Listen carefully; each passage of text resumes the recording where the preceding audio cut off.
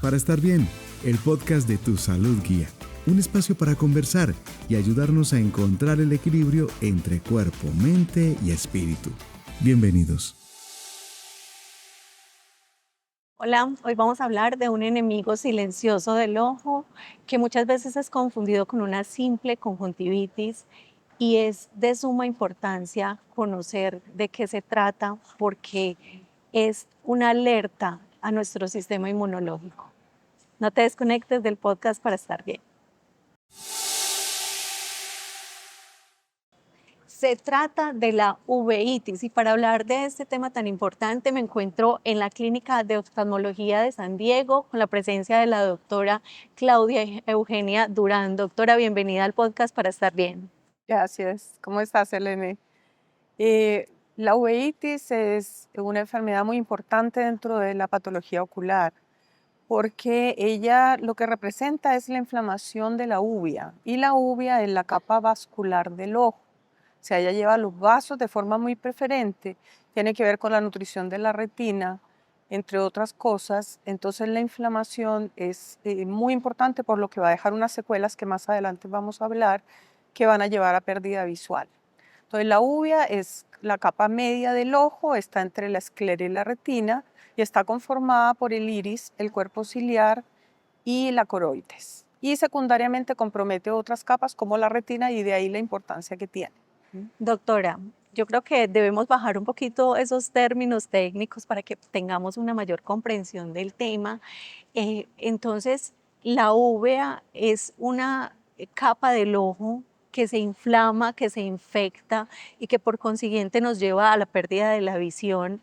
Y sabemos entonces que hay unas fases o etapas de esta enfermedad. Cuéntenos sobre esto.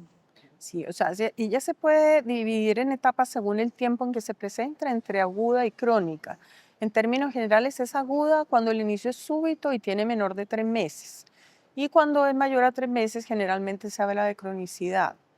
También va a depender la uveitis de la capa del ojo que afecte, ¿cierto? Si Sí. es anterior, afecta la parte básicamente entre la córnea y el cristalino está el iris y parte del cuerpo ciliar. Eso se llama iridociclitis y es la uveitis aguda, la uveitis anterior, que puede ser a su vez aguda o crónica. La uveitis intermedia es otro tipo de uveitis que afecta básicamente el vitrio, que es como una gelatina que llena el ojo por dentro de la retina. Y Sí. ya la uveitis posterior, en que se afectan las capas posteriores, en que afecta el cuerpo ciliar y sobre todo la coroides y secundariamente la retina. Y la panuveitis, en que se afecta toda la uvea desde la parte anterior del iris hasta la coroides.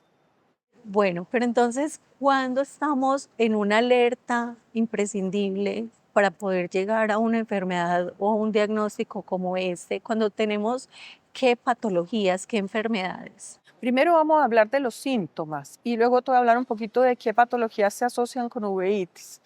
Los síntomas a los cuales el paciente debe tener alerta de que pueda tener una uveitis básicamente son dolor.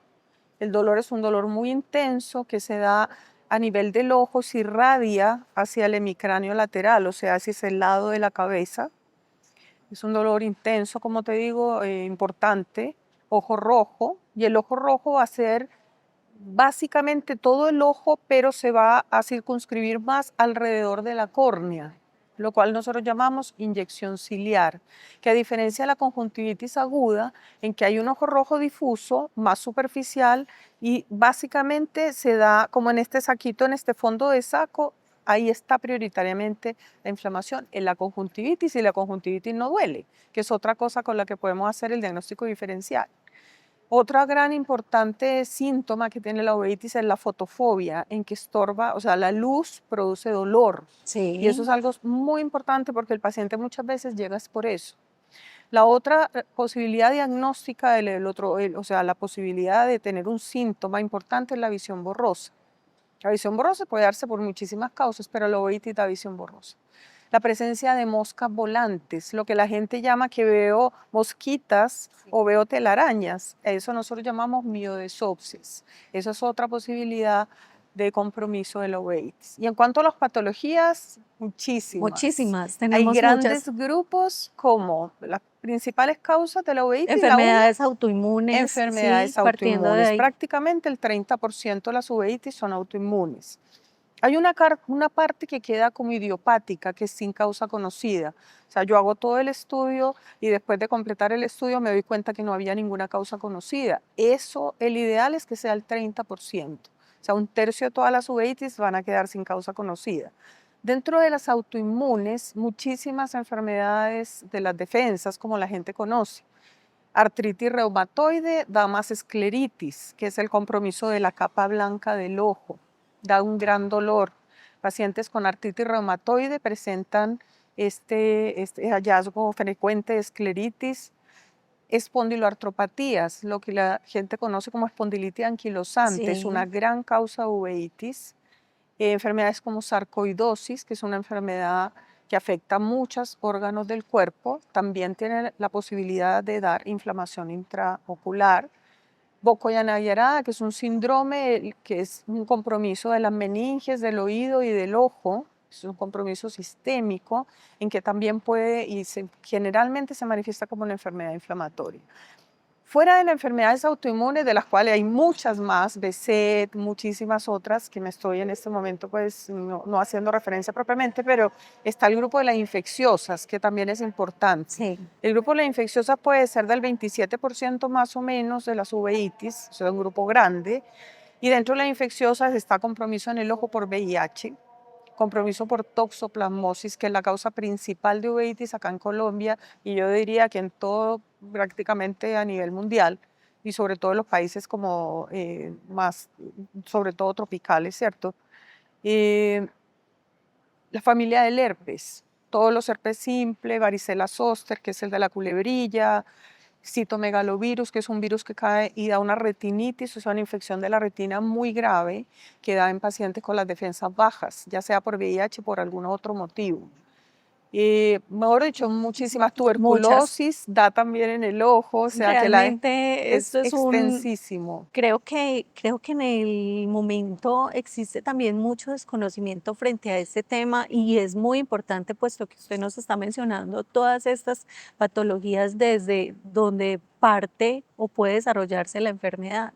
La enfermedad puede desarrollarse por qué tipo de patógenos, bacterias, virus. De eh, todo, toda posibilidad, parásitos como la toxoplasmosis, bacterias dentro del grupo de las micobacterias que está la tuberculosis, la sífilis, o sea, hay una cantidad de virus como la familia del herpes, que es una gran familia que compromete el ojo, o sea, hay una posibilidad enorme. Otro capítulo que te iba también a mencionar ahora, fuera de las infecciosas y las autoinmunes, es que sea o traumática, secundaria a un golpe o un trauma y importante del también, ojo, ah, y lo otro es que sean neoplásicas, o sea que es otro factor súper importante porque sistémicamente pues está en juego también la vida del paciente, ¿cierto? Hay pacientes que tienen melanomas, pacientes con linfoma, con leucemia, todos pueden hacer algún hallazgo ocular, metástasis por sea de mama, por sea de otros tipos, digamos, pueden comprometer el ojo. Entonces eso lo hace realmente pues muy importante de uno hacer el diagnóstico y llegar a un tratamiento adecuado.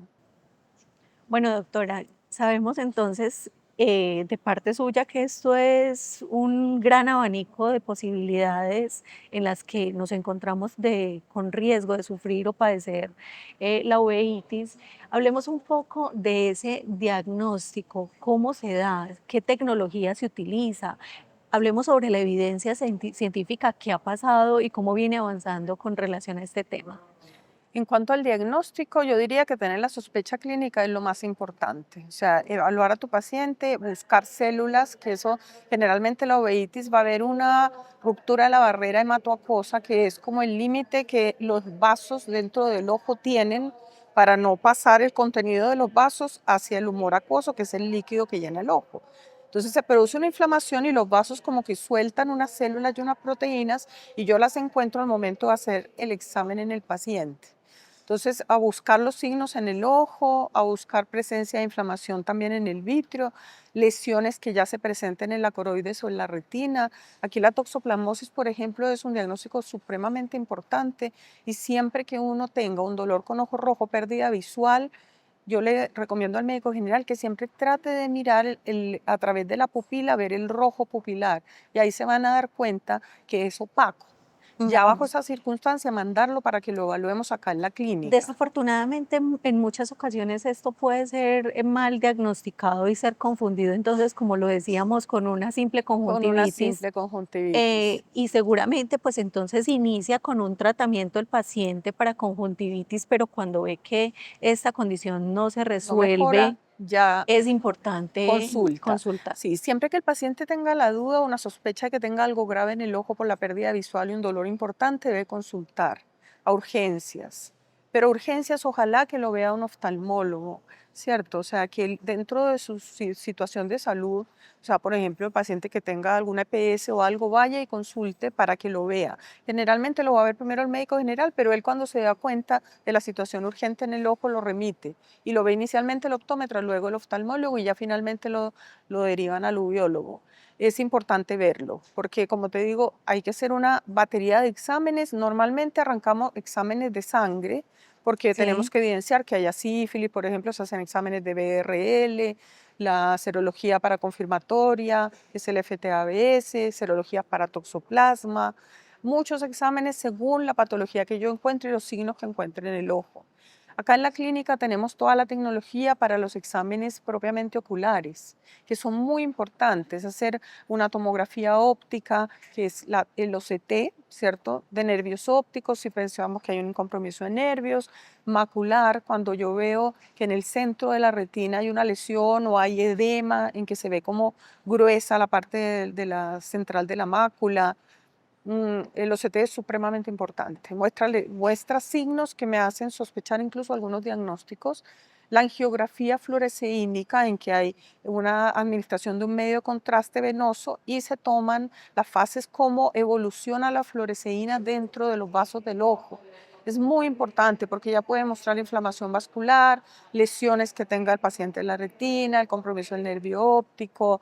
em, También podemos usar otros exámenes, ¿cierto? Como campos visuales, dependiendo del compromiso que vaya teniendo progresivo en el ojo, y otros más que tenemos acá, pues que tenemos Bueno, toda la no, tecnología. bastantes equipos y muchos exámenes a disposición para poder dar ese diagnóstico certeramente y poder empezar ese tratamiento. En cuanto a las fases de tratamiento, ¿cuáles son las fases de tratamiento? Pero también desde el punto de vista de las emociones del paciente, ¿hay algún acompañamiento psicológico, por ejemplo, puesto que estamos ante la presencia de una persona que está o perdiendo su visión en un grado específico o que sencillamente ya perdió del todo su visión?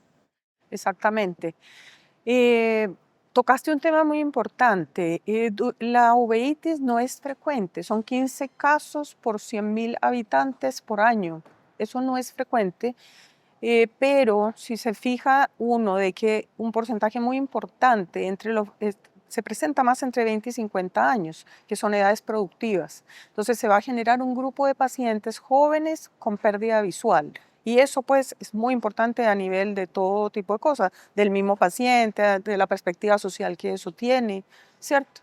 Entonces, yo diría que el acompañamiento es súper importante y se hace, yo diría que desde el inicio, ¿cierto? Hay que acompañar al paciente, incluso la parte psicológica, darle apoyo de psicología, incluso de psiquiatría si es necesario, porque el paciente cuando llega a niveles de pérdida visual importantes y desde el proceso que él va teniendo es muy importante.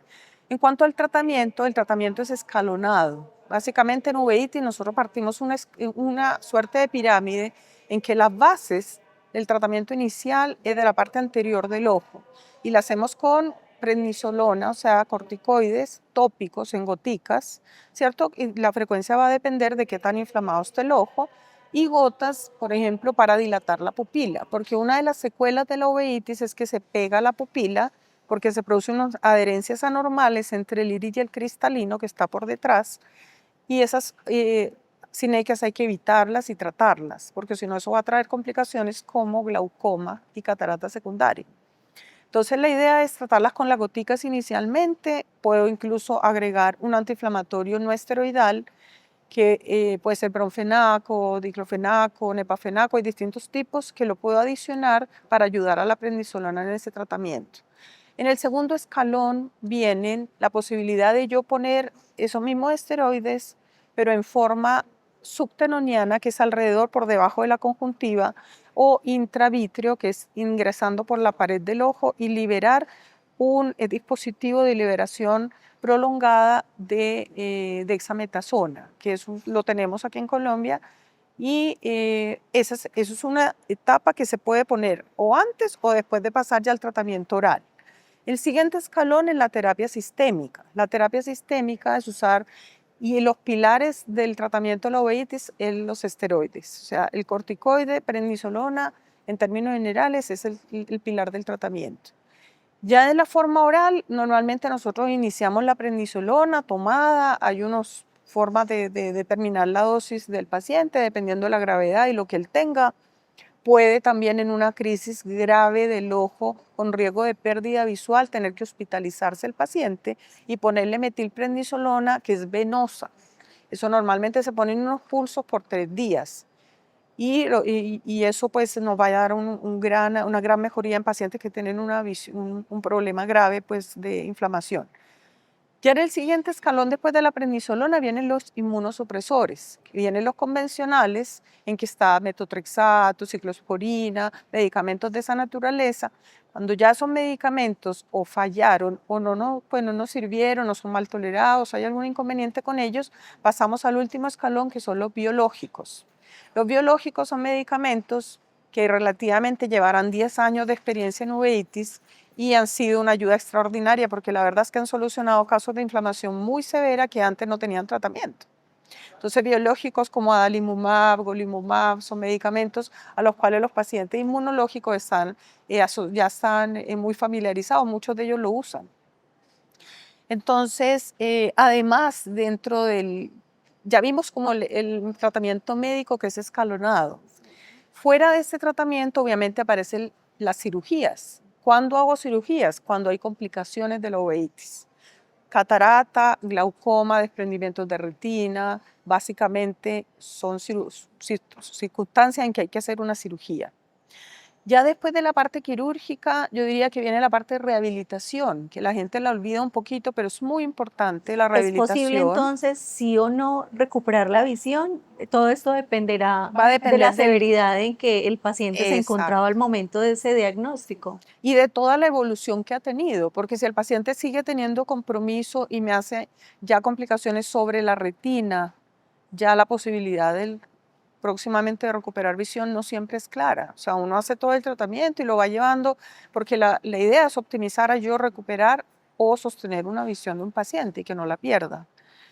Ya la rehabilitación, como te estaba diciendo al final, es una cápita muy importante. Nosotros tenemos una especialidad que se llama baja visión, y baja visión acompaña al paciente cuando ya ha habido una pérdida visual no recuperable, Sí. pero a optimizar esa visión, a tener el mejor lente posible, filtros especiales para que no le moleste la luz, y entra el apoyo psicológico del cual hablábamos ahora, porque en realidad hace para la adaptación a una vida normal del paciente, o a lo más normal que logremos, o una adaptación a una vida Al distinta. paciente y pues inclusive a sus acompañantes, a las personas más cercanas. Exactamente, sí, porque en realidad es una situación muy compleja. Hay niños, 5 a 10% de los niños, del porcentaje que te hablé de los 5 casos por 100.000, en fin, son niños, y son niños que van a perder visión.